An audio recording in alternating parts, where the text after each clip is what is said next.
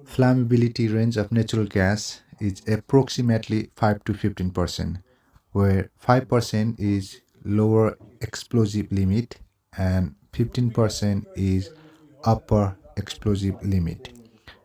So, below 5% and above 15%, the natural gas to EA will not support combustion. So on this experiment, the container is filled with natural gas and it is ignited.